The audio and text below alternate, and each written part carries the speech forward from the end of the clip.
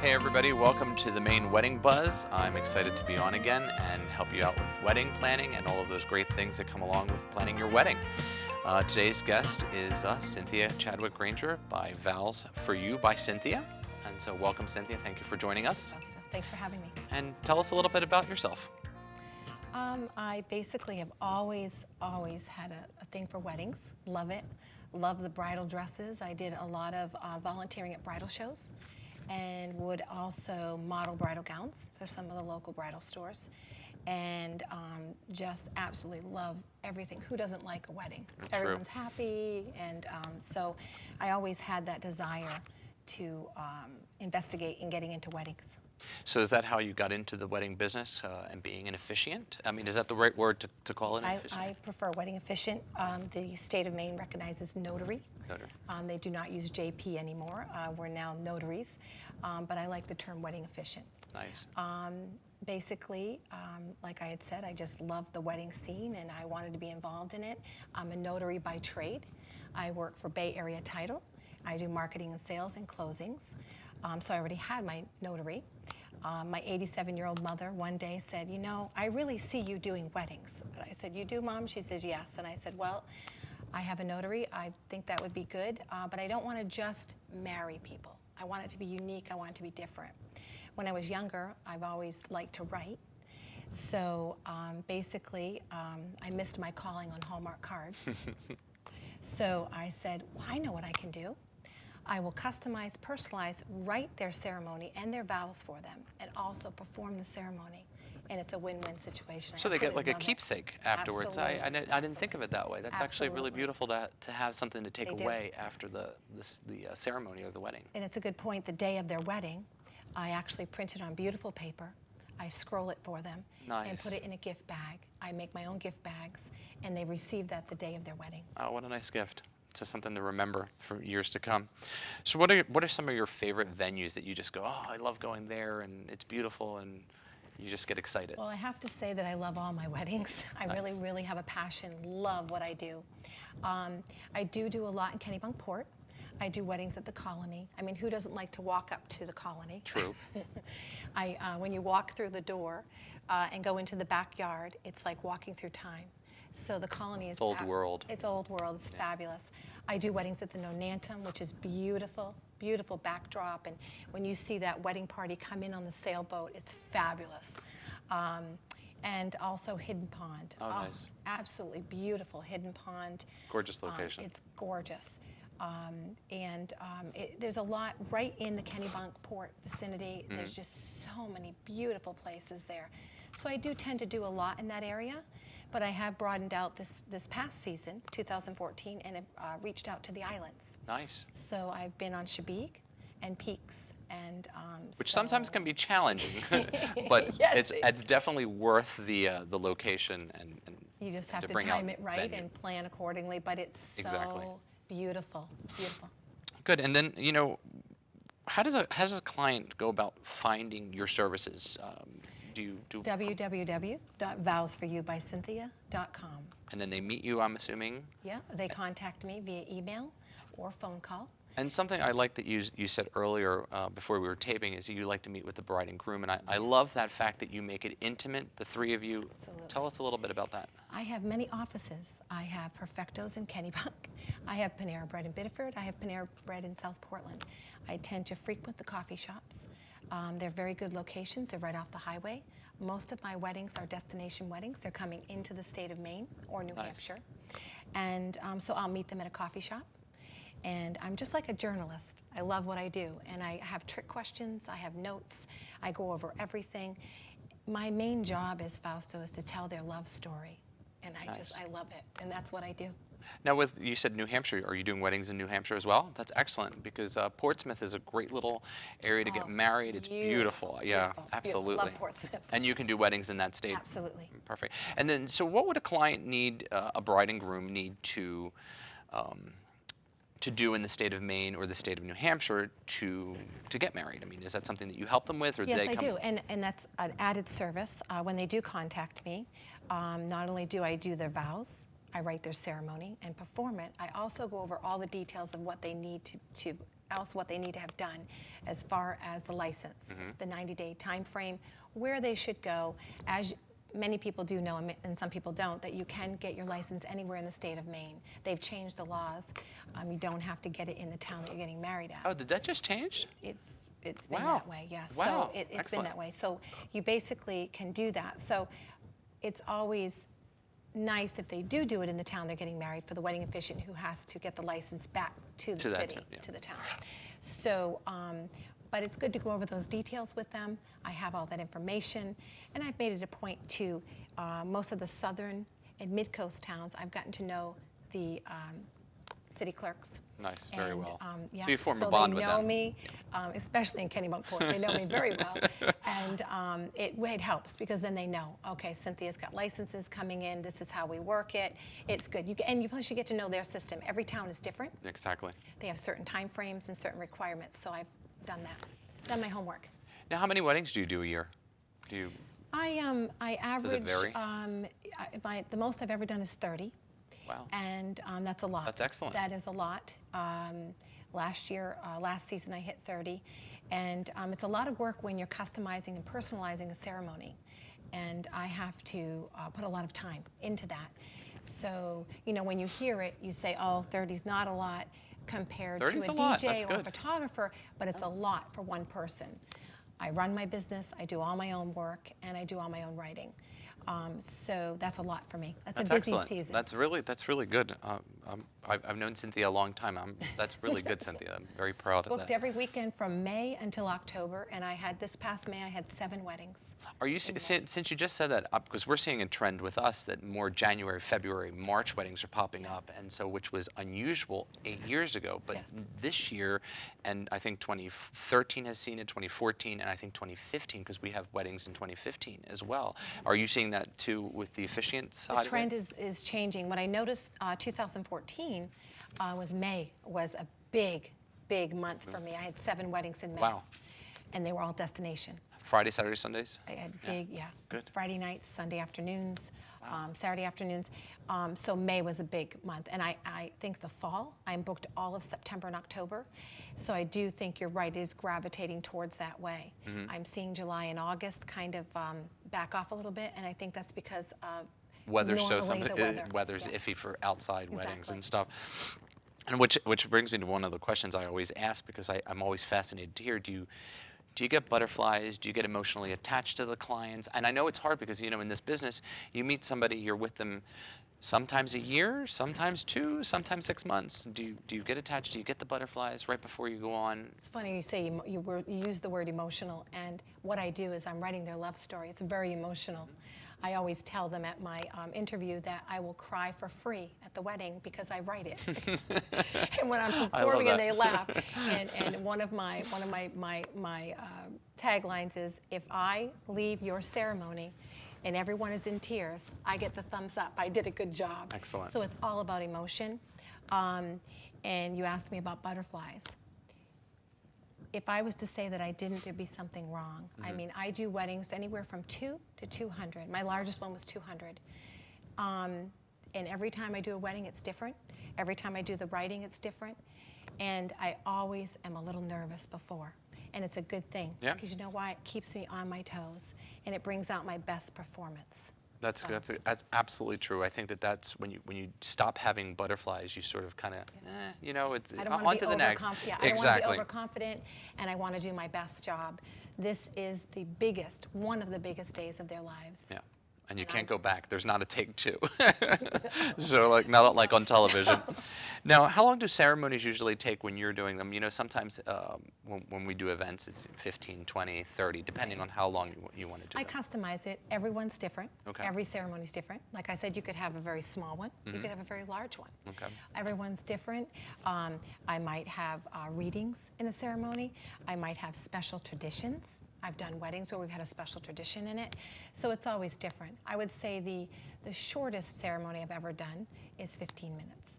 But every single ceremony is different. And that's something that the bride and groom usually... Yeah, and it's if it's a basic ceremony, or if they want things added, they're always going to be different. So does your client usually put everything in your hands and say, you know, I want to be this involved, or I want to be not involved at all? What do you think, Fausto? No, you know me. So you pretty You much know me. take it all and take it. I think it's you have to set up expectations, Mm-hmm. and when you meet them at the first interview, you let them know how you work and what you do and how it works. I'm telling their love story, and it's going to be for the first time in front of all of their friends and family. Mm-hmm. It's much better if it's being told by them, and I'm doing the writing, and then performing it, and everybody there sees it for the first time. Nice. So that's how I project it to So each the one is clients. customized and each one is different. Right. Perfect. Each one's different. No two weddings are the same. Nice. And I also want my bride and groom, it's a big surprise. It's not, if I was to have everybody part of it, it wouldn't be a surprise. Yeah. And everybody would know before they got there. I've never had any resistance from a bride and groom. I tell them before the meeting, it's going to be the three of us. And it's always worked, and they love it. It becomes intimate. I think the more you involve, and not saying that your parents shouldn't be involved, the more you involve more people, the more complicated sometimes I think things can get. And it's an overwhelming day, and you don't want it to be an overwhelming year. Exactly. So I like the approach that Exactly. you're going with this, because really that's how it should be. Absolutely. Because sometimes it does get overwhelming, and some people can't handle it, and when there's more and more people putting in their 2 cents, sometimes gets Absolutely. hard. So that's really great that you do It that. works for me. It has worked, and it does work, and that's why I do it. So speaking, I know you said destination weddings, and so do you get a lot of destination weddings? 'Cause I think Maine is really known for that, and so do typically Boston, New York, Washington, are you getting as far away as? All of them. Wow. All of them. California. Wow. Especially with Kenny Bugs. Yeah. So. I do all over the United States, and I actually was very, very excited last season. I did a great wedding for a couple from Germany. Oh, wow. At the Nonantum, and it was fabulous. Steffi and Niels, and it was awesome. It was great. So I've done them everywhere, international, you name it. Oh, that's great. That's wonderful to know, because destination weddings are part of Maine, and so I always like to hear Absolutely. that. Not to take away from local. No, I would do absolutely local not. also. But you know, a lot of it for us in the industry, we do get locals, but we also get a lot of destinations. And so you had said going to Shabig and Peaks and all those, which is, you know, sometimes not reserved, but sometimes you know a lot of those are destinations and things of that nature. How was your 2015? Do you do what other people in the industry do? Do you work a season above? So for us, Absolutely. we work 2015, 2016. Is that the same way? And especially in what I do and how I do it, it takes a long time to get all of that done and to work on each client and the writing. So I book out about a year in advance. Oh, wow. Yeah, a year to 6 months, depending on the clients. What I'm really trying to do is educate the venues and saying, when your people come in, let them know that the wedding officiant is very important. Absolutely. Don't wait. There is a lack of that Because without the out there. wedding officiant, you can't be Not gonna get married.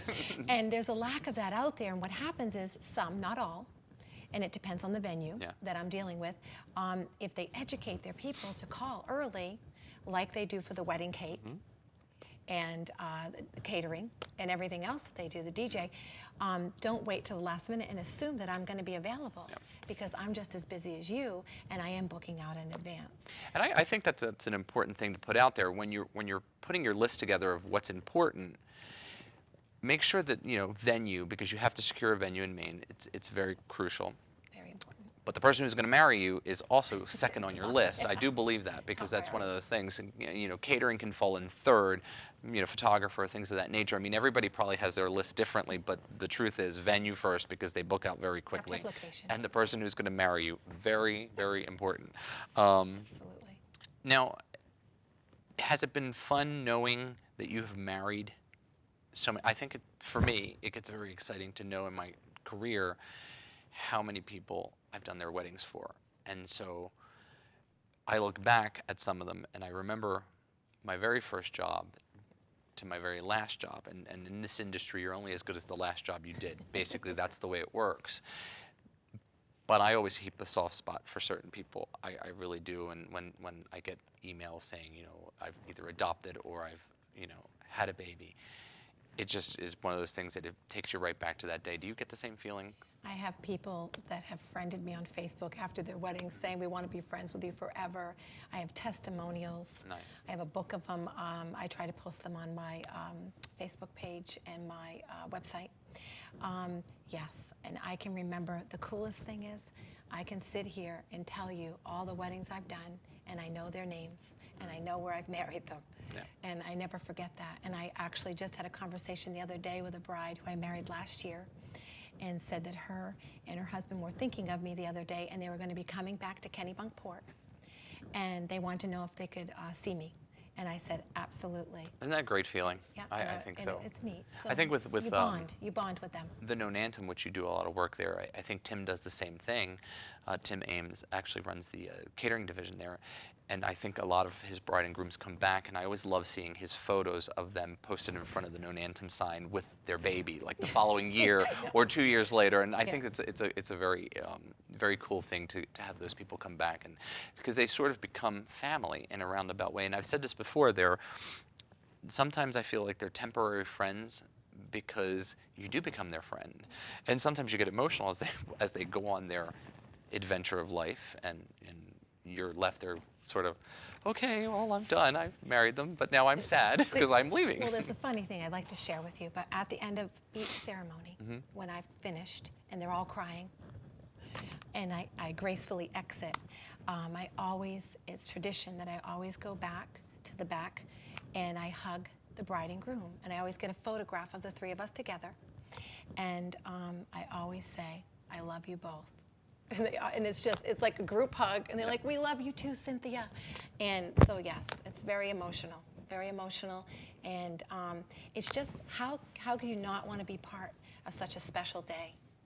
True, I think Such a happy time in their life, you know? and it is. That's exactly right. Such a happy time. And if you, no matter whether it's 100 people or 200, everybody that's there is happy. And I've always said that it's a happy moment at an event like that. And which leads me to one of my questions here is, if you had to pick your ideal client, and I know it's kind of crazy, what would you pick?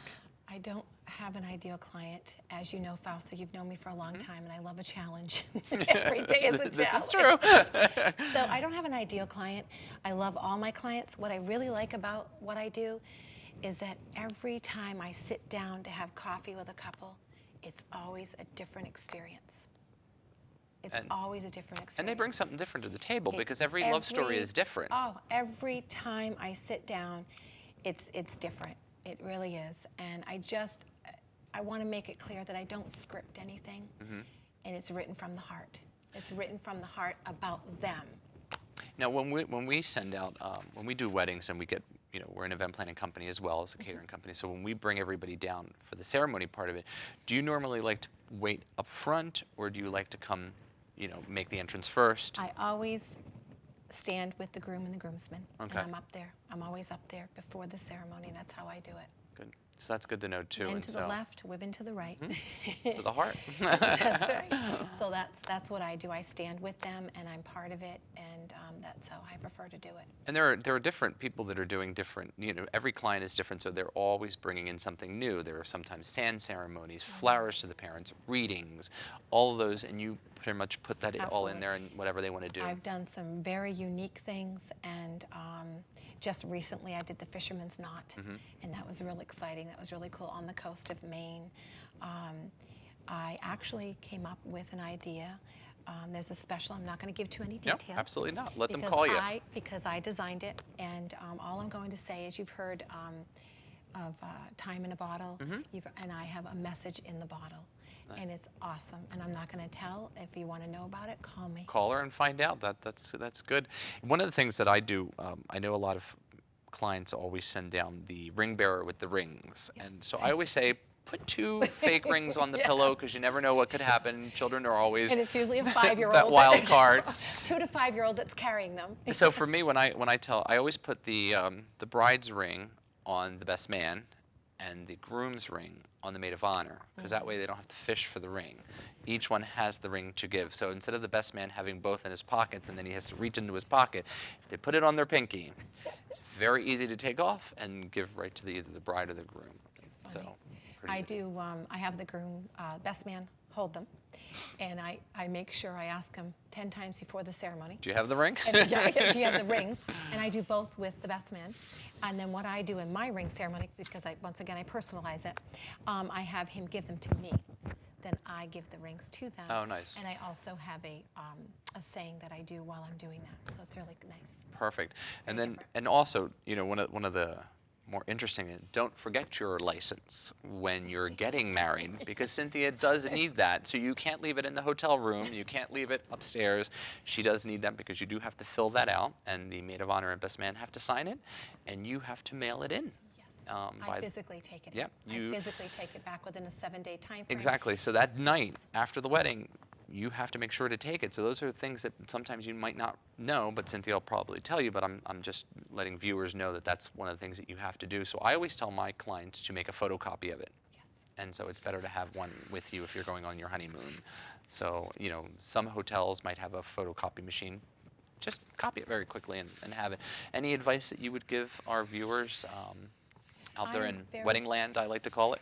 And when talking about the license, I'm very good about that too. And that's another thing I go over at the interview, and I give them all the information they need for obtaining, what to do, and how we're going to work it. So that I do explain to them. No, if there's anything I can stress, is that to call us early. Do not wait a month before your wedding and think that you're going to get a wedding officiant. Yep. We're all very, very busy. Yep. And the June, July, August, September You are can't. 4 busy months in the state of Maine. Absolutely, and you have to do it early. The other thing, if you want unique and you want something different, call me. You're not going to find that out there. I know my competition, most of my competition scripts, and I do not. So if you want it different, you want your ceremony to be unique and your wedding unique, call Vows for You by Cynthia. And you'll have all of that information at the end of the show. And I am so grateful that you came Thanks, today. Fausto. It's always a pleasure.